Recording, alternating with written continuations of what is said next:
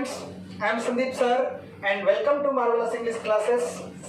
और आज हम सब सीखेंगे टेंस का पार्ट 3 यानी कि present continuous tense. Let us start. देखते हैं बच्चों, प्रेजेंट कंटिन्यूअस टेंस। तो सबसे पहले जानेंगे कि what is continuous tense. Continuous होता क्या है?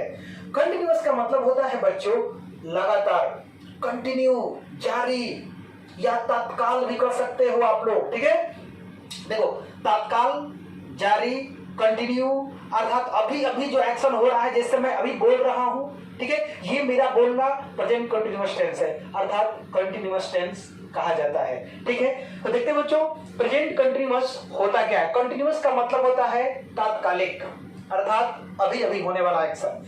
इसी को एक और नाम से जानते हैं बच्चों, प्रोग्रेसिव टेंस।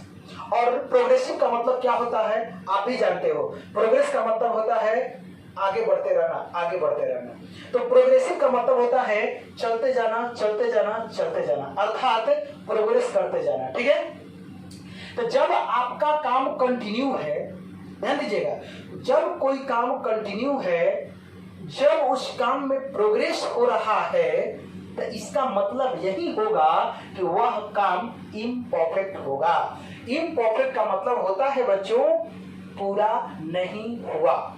अर्थात जो एक्शन आप अभी कर रहे हो, जो एक्शन प्रोग्रेस है, क्या वो एक्शन पूरा हो सकता है? बिल्कुल नहीं हो सकता। एग्जांपल के रूप में मैं प्रेजेंट कंटिन्यूअस टेंस पढ़ा रहा हूं, तो क्या मैं प्रेजेंट कंटिन्यूअस पूरा पढ़ा दिया? नहीं बच्चों। अर्थात जो काम तत्काल रूप से चल रहा हो, जो काम आगे प्रोग्रेस हो रहा हो, वो कभी पूरा नहीं हो सकता। उसे ही कहते हैं imperfect tense. That's clear. Next, अब थोड़ा सा हम इसको डिफाइन कर लेते हैं। कैसे डिफाइन करेंगे बच्चों? देखो प्रेजेंट कंटिन्यूअस टेंस होता क्या है, तो मैं यहां पर डिफाइन कर रहा हूं, आपको ध्यान देंगे। प्रेजेंट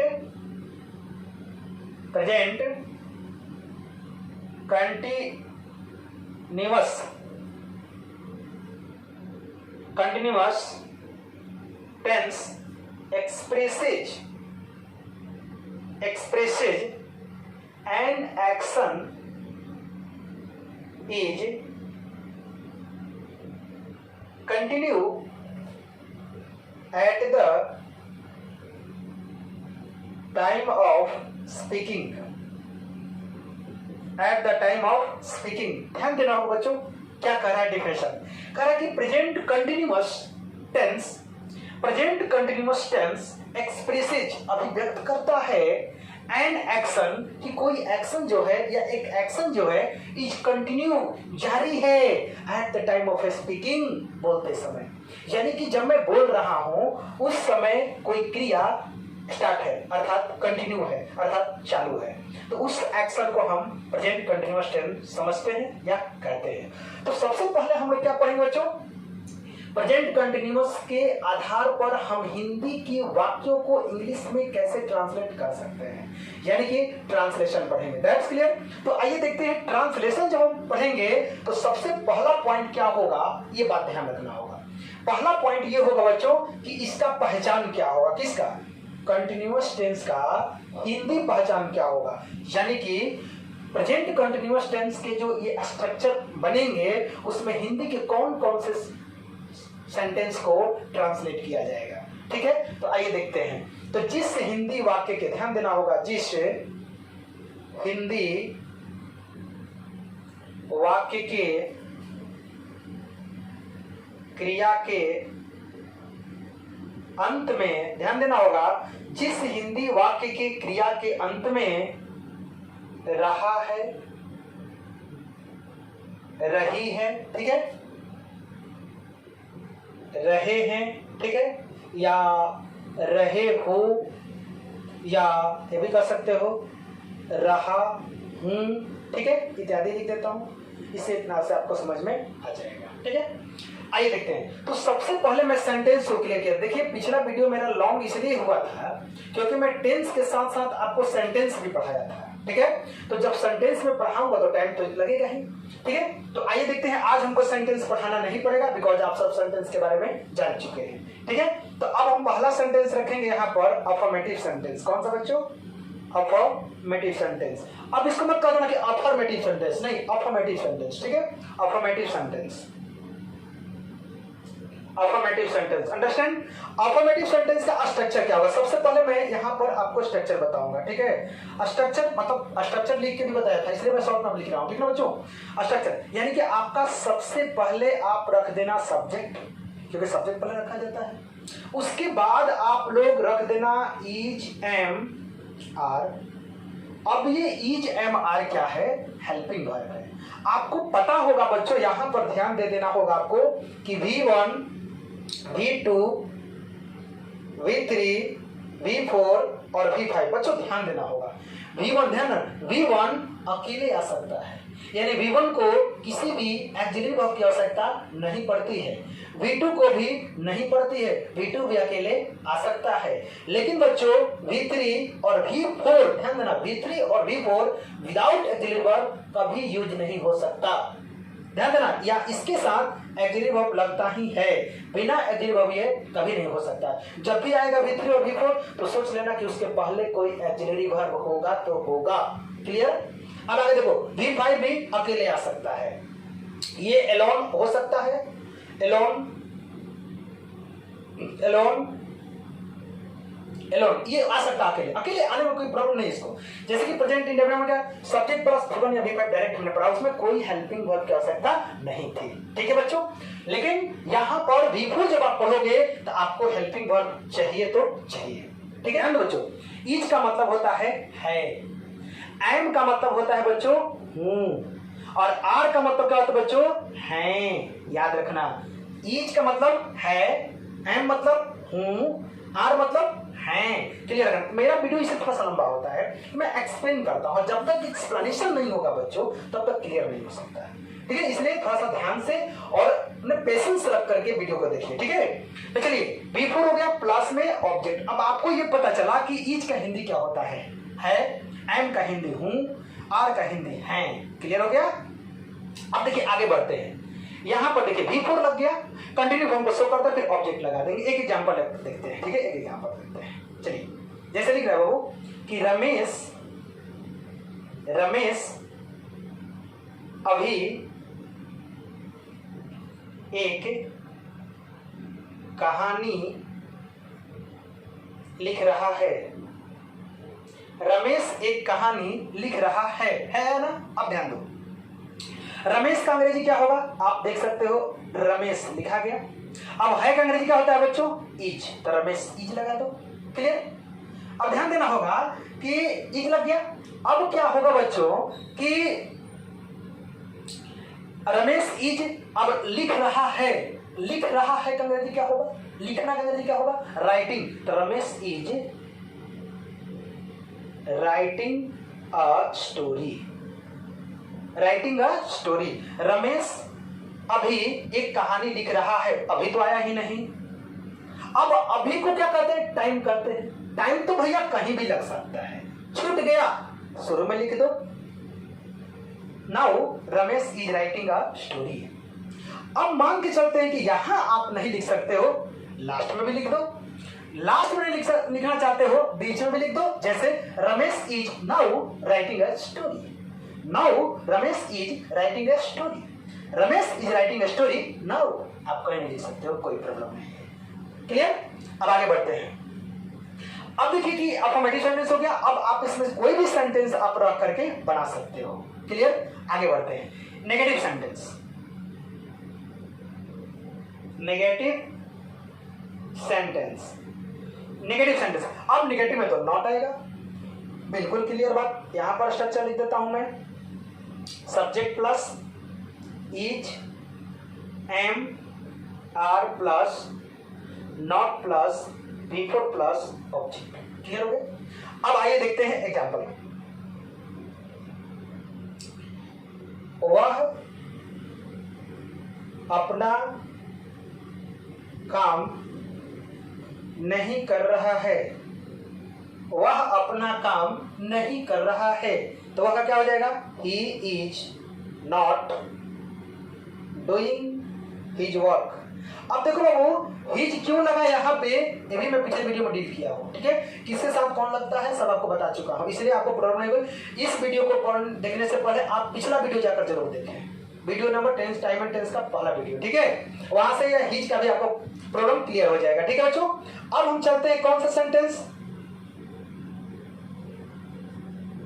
क्या लिखा हुआ बच्चों बताओ आप लोग, क्या लिखा हुआ ये इंट्रोगेटिव सेंटेंस? नहीं बच्चों, क्या मैंने बताया था? Interrogative sentence. क्या बताया था बच्चों? इंटेरोगेटिव सेंटेंस, ठीक है। तो इंटेरोगेटिव सेंटेंस में दो भाग बताया था मैं, क्या सेंटेंस पढ़ाते समय, कौन सा? पहला yes no, yes no interrogative, yes no interrogative, ध्यान देना होगा, इंटेरोगेटिव, ठीक है, ध्यान देना होगा, इंटेरोगेटिव सेंटेंस, ठीक है बच्चों। अब यहां पर ध्यान देना है कि यस नो इंटेरोगेटिव सेंटेंस में क्या हुआ था, आपको बताया गया था हेल्पिंग वर्ब पहले, हेल्पिंग वर्ब पहले। हेल्पिंग वर्ब मेरे पास क्या है? इज एम आर रख दो पहले, इज एम आर रखा गया पहले, प्लस कर दो, प्लस आपको सब्जेक्ट रखने हैं, उसके बाद वी का चौथा रूप plus object plus question mark. Clear बच्चों?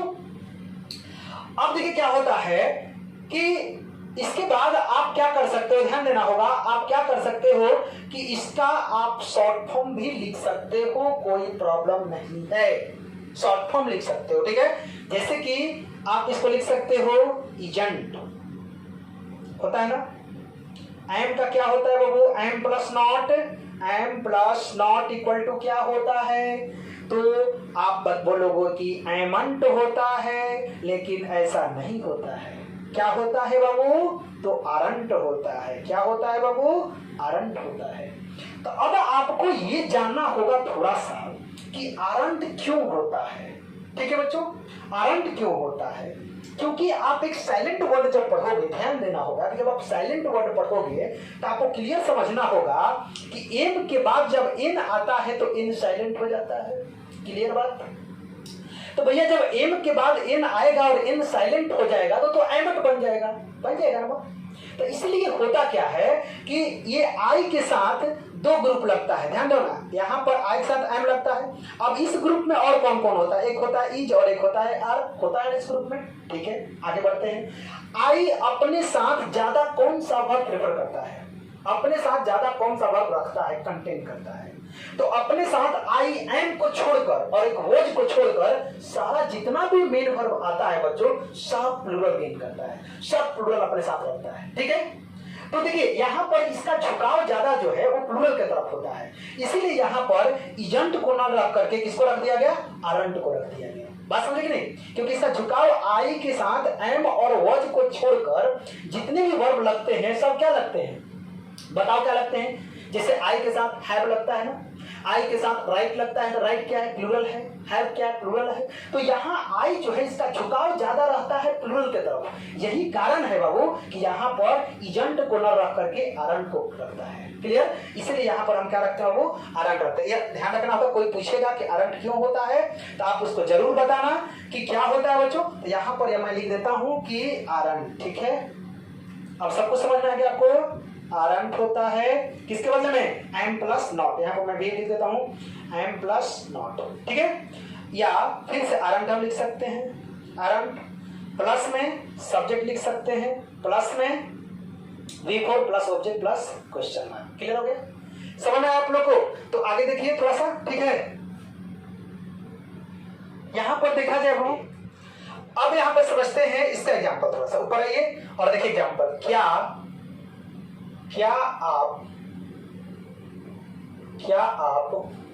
वहां अंग्रेजी पढ़ने जा रहे हो? तो ध्यान देना, हो का भी अंग्रेजी क्या होता है? आर ही होता है। हो का भी अंग्रेजी क्या होता है? आर होता है, ठीक है। ठीक है, अब ध्यान देना होगा कि जब इस सेंटेंस में क्या लगा हुआ है, ध्यान दीजिएगा, क्या लगा हुआ है और जब इससे क्वेश्चन पूछा जा रहा है तो लाजिमी है कि यहाँ पर क्वेश्चन मार्क होगा। होगा कि नहीं होगा? बिल्कुल होगा। क्वेश्चन मार्क ध्यान रखना, इससे नंबर बहुत कटता है बच्चों, बहुत बच्चों को मैंने देखा है कि क्वेश्चन मार्क छोड़ देते हैं। ठीक है, अब बनाते हैं। क्या मैंने क्या बताया था कि जब क्या के बाद कोई सब्जेक्ट रहेगा तो उस क्या का अंग्रेजी 24 एक वर्ब होगा। अब वहां पर जरूरत है कि इस क्या का अंग्रेजी क्या होगा आपके लिए। अब आप लगा हुआ तो इसका अंग्रेजी होगा यू, तो यू के साथ क्या रखता है बाबू? आर, तो लिख देंगे यहां पर आर यू। हो गया क्लियर? Are you. अब यहां पर क्या नॉट है कि नहीं है? क्या आप वहां अंग्रेजी पढ़ने जा रहे हो? नॉट नहीं है भैया, तो नॉट नहीं है तो नहीं लिखेंगे। देखिए यहां पर क्या हो जाएगा? Subject plus is am are plus V four plus object. अब यहां पर एक और स्ट्रक्चर छूटा हुआ था कि सब्जेक्ट प्लस, ध्यान देना, subject plus is am are plus not plus V four plus object, ये छूटा हुआ था। ध्यान दीजिए क्यों छूटा हुआ था? क्योंकि मैंने डायरेक्ट इसको लिख दिया था। ध्यान दीजिए इसको डायरेक्ट मैंने लिख दिया था, तो कोई प्रॉब्लम नहीं है, आप इसको भी लिखिएगा। तो subject plus is am are plus not plus V four plus object, ये आपका हो गया कौन सा सेंटेंस? नेगेटिव हो गया, नेगेटिव हुआ ना। अब यहाँ आइए आर यू, अब यहाँ पर तो हमको नेगेटिव हो सकता है नहीं, डायरेक्ट लिखेंगे आर यू। ठीक है, क्या पढ़ने जा रहे हो? तो पढ़ना और जाना दो आपके पास वर्ब आ गया। इसका मतलब ये कि इन्फिनेटिव यूज किया जाएगा। तो क्या हुआ? आर यू गोइंग, पहले तो अपना वर्ब रखेंगे, आर यू गोइंग टू, क्या करने पर? पढ़ने के लिए, तो to read. Are you going to read English, English there. आप समझ में आया? कह रहा है कि क्या आप वहां अंग्रेजी पढ़ने जा रहे हैं? Are you going to read English there.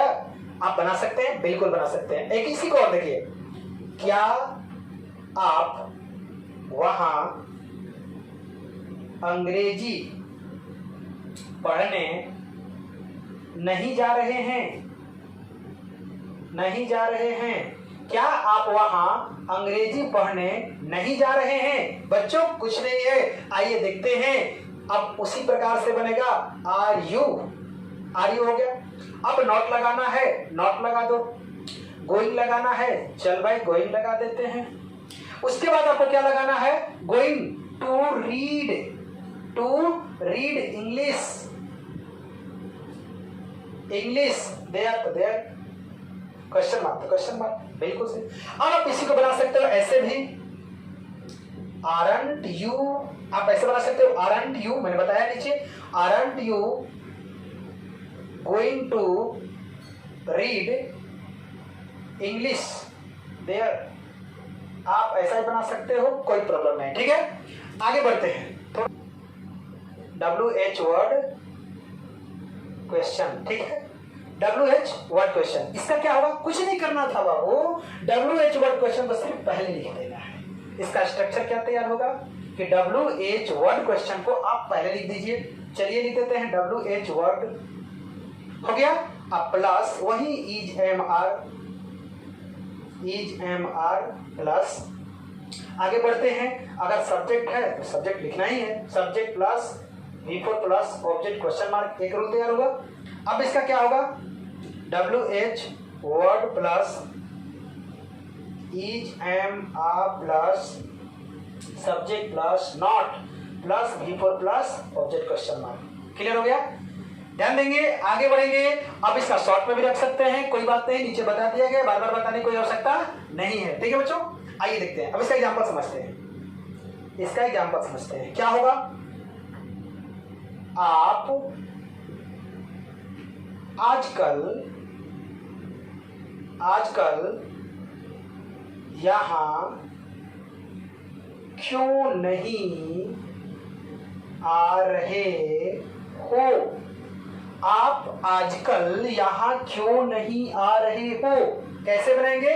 बिल्कुल आसान है। क्यों? कहीं भी हो WH वर्ड क्वेश्चन शुरू में लिखना है तो क्या लिखेंगे? वाई, लिखा गया। उसके बाद क्या लिखेंगे? Is am are according to subject, subject में है आप तो कर देंगे आर, वाई आर यू।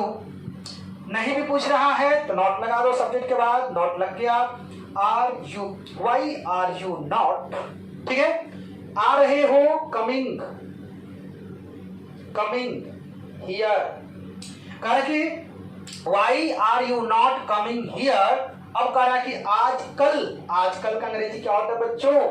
आजकल का अंग्रेजी होता है नाउ अडेज, नाउ अडेज। क्लियर? कह रहा है कि why are you not coming here nowadays, आप आजकल यहाँ क्यों नहीं आ रहे हो? बन जाएगा। क्लियर? आगे बढ़ते हैं। ठीक है, अब इसमें थोड़ा सा एक अफर्मेटिव सेंटेंस देख लेते हैं। जैसे वे लोग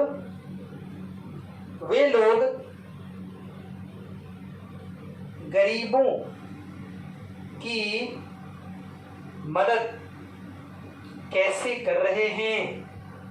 कैसे कर रहे हैं?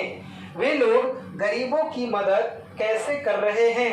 कैसे का अंग्रेजी क्या होगा बच्चों? हाउ बना देंगे यहाँ पर, हाउ। वे लोग है तो are they, how are they helping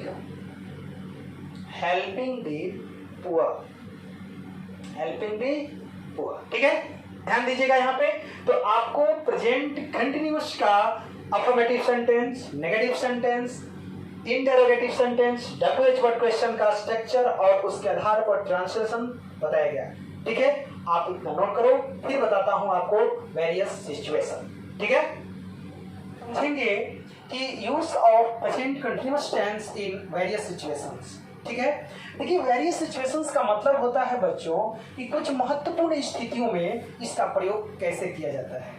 यानी कि सिर्फ ट्रांसलेशन बनाने से ही काम नहीं चलेगा, ग्रामेटिकल यूज भी जानना पड़ेगा आप लोगों को। ठीक है, क्योंकि ग्रामेटिकल यूज ही आपके एग्जाम्स में आता है क्वेश्चन। ठीक है, आइए देखते हैं। कह रहा है कि use of present continuous tense in various situations.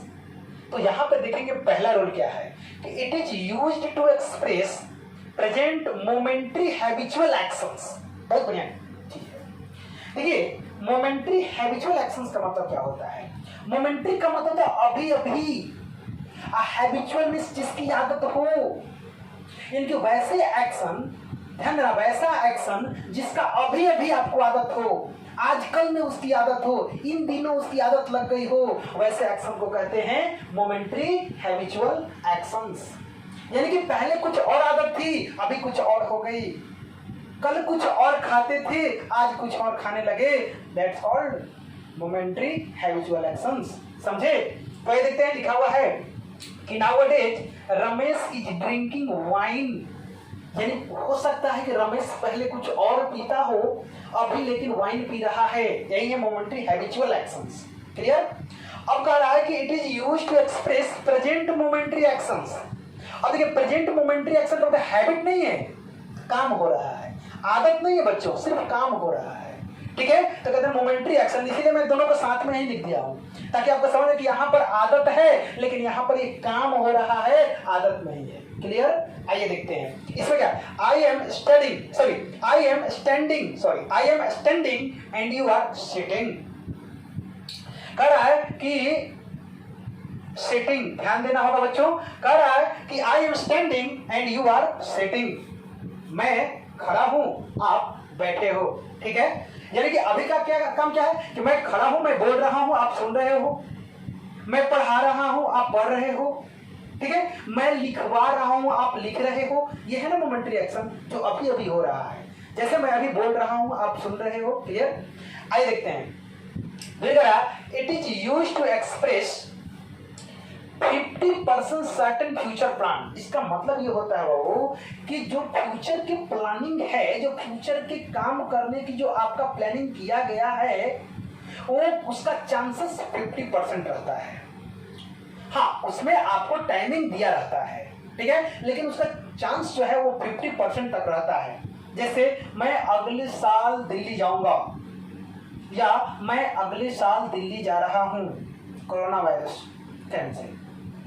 यानी कि कहने का मतलब कि जिस एक्शन का 50% चांस होता है फ्यूचर में होने का, उस एक्शन को भी हम प्रेजेंट कंटिन्यूअस में रख सकते हैं। चलिए यहां पे समझते हैं एग्जांपल को। बता रहा है कि I am going to Delhi next month. देखिए next month, next year, next day, ठीक है, टुमारो, कुछ भी लिखा जा सकता है। यहाँ पर टाइमिंग कोई भी हो सकता है। यहाँ आपको जैसे प्रेजेंट इंडेफिनिट मैंने टाइमिंग लिखाया था, वो सारा टाइमिंग इसमें भी आ सकता है। क्लियर बच्चों? यहाँ पर नेक्स्ट मंथ ही केवल नहीं जरूरी है, नेक्स्ट वीक भी हो सकता है, नेक्स्ट ईयर भी हो सकता है, ठीक, नेक्स्ट डे भी हो सकता है, टुमारो भी हो सकता है, द डे आफ्टर टुमारो भी हो सकता है। ये सारा टाइमिंग आपको लिखवाया गया है, आप पिछले वीडियो को देख करके टाइमिंग पढ़ सकते हो। ठीक है, it is used to express persistence action. Persistence action का मतलब होता है वो कि लगातार चल रहा काम, लगातार हो रहा काम, ठीक है, उसमें सुधार नहीं हो रहा है, उस तरह का उसको मतलब लगता है कि उस चीज का वो आदी हो गया है, लगता है जैसे उसमें एक आदत सा छा गया उसके दिमाग में, मतलब कि हमेशा वैसा काम वो कर ही देता है, उस एक्शन को हम करते हैं परसिस्टेंस एक्शन। देखिए जैसे क्या कर रहा है इसमें कह रहा वो कि सी इज ऑलवेज। अब देखिए ऑलवेज का प्रयोग कहाँ होता था? प्रेजेंट इंडेफिनिट में होता था, लेकिन प्रेजेंट कंटिन्यूअस में भी प्रेजेंट परफेक्ट के ही फॉर्म में आप इसका प्रयोग कर सकते हैं, जिसकी आदत टाइप का हो, जो मैंने हमेशा उस तरह का काम करता ही रहता है। नहीं अरे वो बक बक करते रहता है, अरे यार बक बक करते रहता मतलब टॉकिंग नॉनसेंस, वो हमेशा गरीबों को टॉर्चर करते रहता है, वही उसकी आदत है। बात समझ लीजिए सर, कंटिन्यूअस की आदत को भी शो करने के लिए आप इसका प्रयोग कर सकते हो। लिख रहा है कि She is always asking questions। देखिए अगर क्वेश्चंस होगा, आस्किंग क्वेश्चंस, वो हमेशा क्वेश्चन पूछते रहते हैं, हमेशा क्वेश्चन पूछ रहती है, जब आती है तब क्वेश्चन पूछने लगती है, ये उसकी आदत है। समझ में आ रहा है बच्चों? आगे बढ़ते हैं। My friend is always insulting the poor. मेरा दोस्त हमेशा गरीबों का इंसल्ट करते रहता है, इंसल्ट करते रहता है, जब भी गरीबों को देखता है टॉर्चर करता है, इंसल्ट करता है, ये उसकी आदत है। तो इस एक्शन को भी हम प्रेजेंट कंटीन्यूअस में रखते हैं। क्लियर? आगे बढ़ते हैं। It is used to express nearest future actions. इसका मतलब होता है अभी बोला और अभी करने जा रहा हूं, इसमें कोई गैपिंग नहीं है। जैसे now I am singing a song, now I am singing a song, यानी कहने का मतलब अभी अभी मैं गीत गाने जा रहा हूं। नहीं कहते हैं नेक्स्ट परफॉर्मर कौन है? तो come on the stage Ramesh Kumar. अब रमेश कुमार को मंच पे बुलाया जा रहा है, and singing a song and going to dance. ध्यान रखना, कहने का मतलब ये बच्चों कि अनाउंस करते ही वो व्यक्ति मंच पे चलाता है एंड गोइंग टू डांस, और डांस करना शुरू कर देता है। इस एक्शन को भी नियरेस्ट अभी बोले और एक्शन होने वाला है, ऐसे एक्शन को भी हम प्रेजेंट कंटीन्यूअस में रखते हैं। देखिए कह रहा कि now I am going to sing a song. अब मैं गीत गाने जा रहा हूं, अब मैं तुम्हें पीटने जा रहा हूं, अब मैं वहां खेलने जा रहा हूं, अब मैं डांस करने जा रहा हूं। ये सारा एक्शन नियरेस्ट फ्यूचर प्लान के अंतर्गत होता है, नियरेस्ट फ्यूचर एक्शन के अंतर्गत होता है। कह रहा कि present continuous tense expresses expressing words. कह रहा कि present continuous time expressing words. इस बात को ध्यान रखना होगा बाबू कि present continuous time expressing words. अब मैं कुछ टाइमिंग को बताने जा रहा हूं जो एग्जाम में आता है, प्रश्न पूछता है परीक्षा में आपको फिल इन द ब्लैंक्स भरने के लिए। अब जैसे कि क्वेश्चन दे देता है बच्चों यहाँ पे ऐसे कि नाउ, यहाँ पर कॉमा दे दिया, आई डॉट डॉट फुल स्टॉप दे दिया, ठीक, चाहे यहाँ पर एक और दे दिया, अ लेटर दे दिया, ठीक है, और ऑप्शन में कर रहा है राइट दे रहा है, फिर कर रहा है एम राइटिंग कर रहा है, फिर कर रहा है आपको वॉच राइटिंग कर रहा है आपको, देख रहे हैं ना बस क्या भरा जाएगा। नाउ लगा है, एम राइटिंग हो जाएगा, कोई नहीं काटेगा। क्लियर? यानी जहां पर मैं आपको बताने जा रहा हूं वो फिक्स टाइमिंग एक्सप्रेसिंग वर्ड्स जिसमें लगेगा सिर्फ और सिर्फ कंटीन्यूअस टेंस। जैसे आप देख सकते हैं यहाँ पे लिखा हुआ है at the moment, at present, at this time, now, nowadays, this days, this evening, this morning, it is. आप ये भी लिख सकते हैं this days, this days, sorry, these days I am learning computer.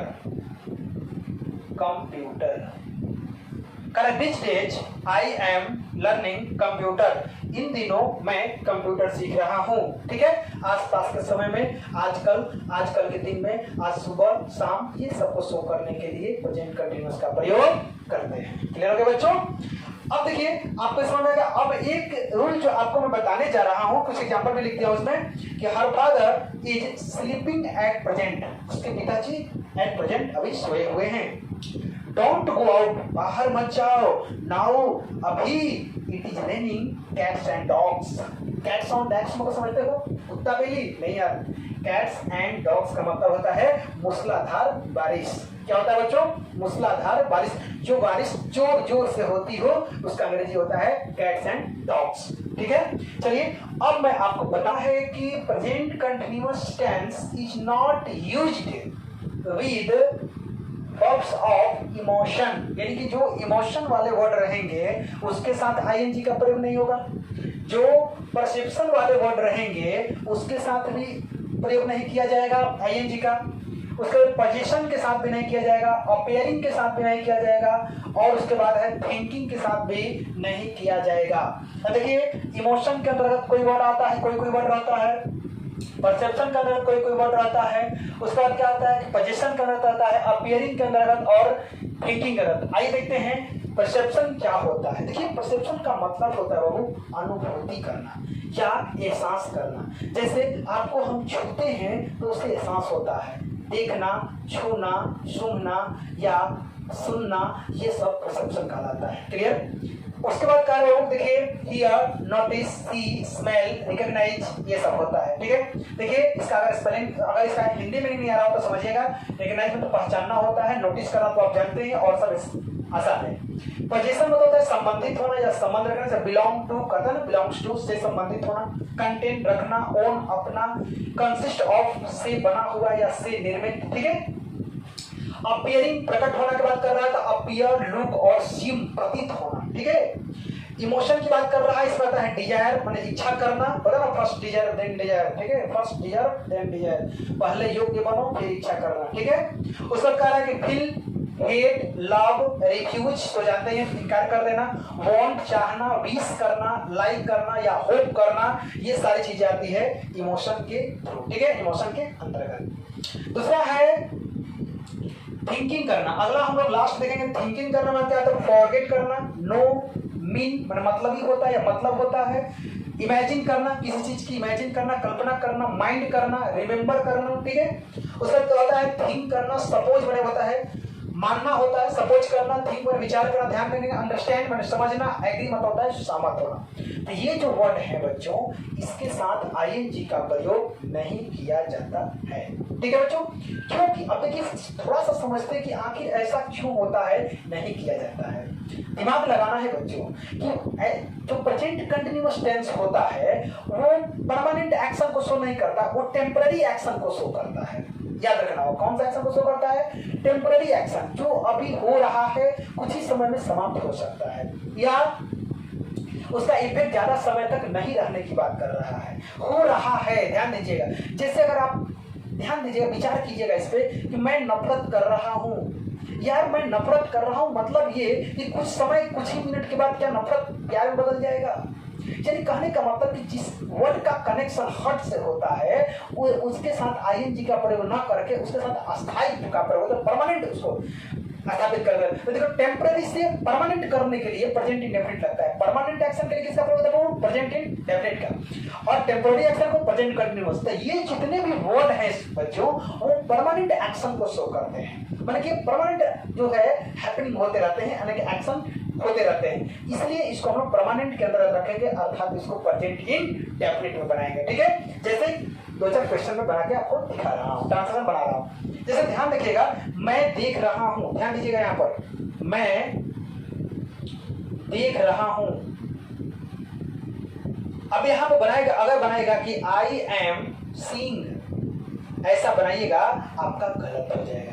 क्या रखना है बाबू, इसको भी काट देना है, इसको भी काट देना, बना देना है आई सी, मैं देख रहा हूँ। यार मैं देख रहा हूँ, मैं देख रहा हूँ मतलब क्या 10 मिनट बाद नहीं देखिएगा, नहीं बच्चों, मैं देख रहा हूँ नहीं, मैं देखता हूँ। क्या करता हूँ, मैं देखता हूँ। ठीक है, उसी प्रकार से और भी ऐसा बना सकता है, जैसे वह आशा कर रही है, आशा कर रही है, ध्यान देना होगा, वह आशा कर रही है। तो बनाएंगे बाबू कि सी होप्स, नॉट कि सी इज होपिंग, ऐसा नहीं बनाएंगे, सी बनाएंगे क्या, hopes, not see is hoping. ध्यान दीजिएगा, उसके बाद ध्यान देना है, और दूसरा सेंटेंस में देख रहा हूं, मैं तुम्हें अच्छी तरह से जान रहा हूं। ध्यान देना होगा बच्चों, मैं तुम्हें अच्छी तरह से जान रहा हूं। I am knowing you well. ये तो सिर्फ टेम्पररी एक्शन को शुरू करना कि अभी मैं तुम्हें अच्छी तरह से जान रहा हूं, 10 या 15 या 20 मिनट बाद मैं तुम्हें भूल जाऊंगा। नहीं बच्चों, ऐसे नहीं बनाएंगे, ऐसे नहीं बनाएंगे, ऐसे नहीं बनाएंगे। बनाएंगे कि आई नो यू वेल।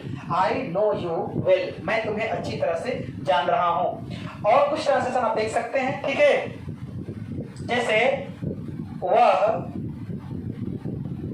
मुझसे प्यार कर रही है। देखिए बनाएंगे कि सी लव्स मी, नॉट कि सी इज लविंग, सॉरी यहाँ पर सी हो जाएगा। सी इज लविंग मी नहीं हुआ, सी लव्स मी, वह मुझसे प्यार करती है। ठीक है, इस तरीके से बनाएंगे। आप ध्यान रखेंगे, इस तरह से ट्रांसलेशन हम लोग बनाएंगे। कभी भी आप ऐसा प्रयोग ना करें, आईएनजी का प्रयोग ना करें। ठीक है, जैसे मैं तुम्हें चाह रहा हूं या मैं तुम्हें पसंद कर रहा हूं। ध्यान दीजिएगा, मैं तुम्हें पसंद कर रहा हूं, मैं तुम्हें पसंद कर रहा हूं। आई लाइक यू, नॉट कि आई एम लाइकिंग यू, ऐसा नहीं हो सकता। ठीक है ना, आई एम लाइकिंग यू नहीं होता, आई लाइक यू होता है। मैं समझ रहा हूं, मैं समझ रहा हूं। ध्यान देना है बच्चों, ये सब चीज बहुत इंपॉर्टेंट चीज है। मैं समझ रहा हूं, आई एम अंडरस्टैंडिंग नहीं होगा, क्या होगा, आई अंडरस्टैंड। आई अंडरस्टैंड समझना होगा बच्चों कि I understand, not I am understanding, ऐसा गलत होगा कहना। ठीक है बच्चों, तो ध्यान देना होगा। आप लोगों को आज प्रेजेंट कंटिन्यूअस टेंस के बारे में पूरा जानकारी दिया गया। इतना अगर आप लोग मेरे वीडियो को देख लेते हैं तो आपको प्रेजेंट कंटिन्यूअस के लिए कहीं पर भटकना नहीं पड़ेगा। ये मेरा आप लोगों से प्रॉमिस है। आप इसके अंतर्गत इस वीडियो को देखने के बाद आप कोई भी क्वेश्चन को बढ़िया से बना सकते हैं, अच्छे से उसको सोल्व कर सकते हैं। ठीक है स्टूडेंट्स, आपके लिए जो प्रेजेंट इंडेफिनिट और प्रेजेंट कंटिन्यूअस, ये दोनों के आधार पर कुछ मैं ट्रांसलेशन दिया हूं होमवर्क के रूप में। आप इसको जरूर बनाइएगा और बना करके और कमेंट बॉक्स में आप सेंड कीजिएगा और मैं आपको रिप्लाई करूंगा। और मैं अपने डिस्क्रिप्शन में, अगले डिस्क्रिप्शन में मैं इसका आंसर भी आपको दे दूंगा। ठीक है, तो चलिए देख लेते हैं ट्रांसलेशन एक बार कि मैं खरीदारी करने जा रहा हूं, मेरी घड़ी आगे जा रही है, वह सोच रही है। मेरा भाई अंग्रेजी में एमए कर रहा है, मुझे आज अच्छा लग रहा है। मनुष्य तेजी से विनाश की ओर बढ़ रहा है। मेरी आंखें जल रही है, जलना करके देखना, वर्ण मत लिख देना, स्टिंग होता है, ध्यान रखना। मैं कुछ इंपॉर्टेंट वर्ड मीनिंग भी आपके लिए दे दिया हूं, ठीक है, ध्यान दीजिएगा। फिर कह रहा है कि तुम क्यों बेवकूफ की तरह बर्ताव कर रहे हो, चिंता मत कीजिए, मैं अब कमा रहा हूं। ठीक है, आगे कर रहा है कि मुझे अजीब लग रहा है, थोड़ा अलग स्टेज फील कर रहा हूं। आजकल भैंसे कीचड़ में लौट रही है। हाँ बाबा, गर्मी है, लौट रही है, ध्यान से बनाइएगा इसको। ठीक है, फिर कह रहा है कि हम लोगों को आजकल बहुत पसीना आ रहा है, बिल्कुल आ रहा है क्योंकि गर्मी तो है इसलिए आ रहा है।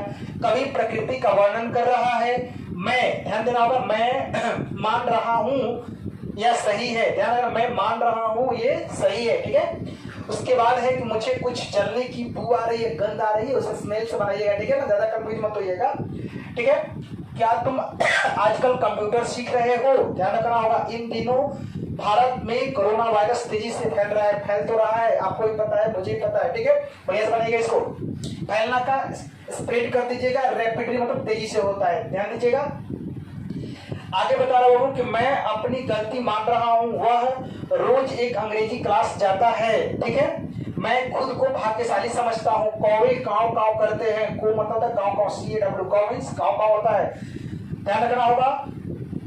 क्या आपको धारा प्रवाह अंग्रेजी बोलने आता है? धारा प्रवाह का अंग्रेजी फ्लुएंट या फ्लुएंटली दोनों समझिएगा। ठीक है, क्या तुम उस लड़की को जानते हो? उस लड़की का अंग्रेजी बनेगा दैट गर्ल। ठीक है, मिलना चाहते हो, समझ रहे हैं। दिल्ली जाने वाली ट्रेन प्लेटफॉर्म नंबर 1 पर आती है, तो दिल्ली जाने वाली ट्रेन, ध्यान बना कि the train for Delhi is coming आती है ना, तो बना देंगे अराइव्स ऑन प्लेटफॉर्म नंबर 1। ध्यान देना, ज्यादा कोई दिक्कत नहीं है, सिर्फ बताया गया है।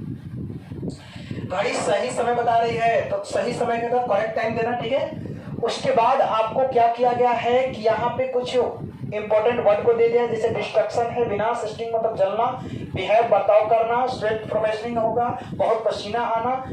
उसके बाद है कि सैलूट मतलब होता है लोटना, SALLAW होता है, ठीक है ना, LOW, ठीक है। चलो सर, लोटना होता है फ्लुएंटली या फ्लुएंट मतलब होता है बच्चों क्या, धारा प्रवाह, और कॉमिस होता है काव काव करना, ठीक है। तो आप, मुझे आशा है कि आप पूरे ट्रांसलेशन को बनाइएगा और बना करके भेजिएगा।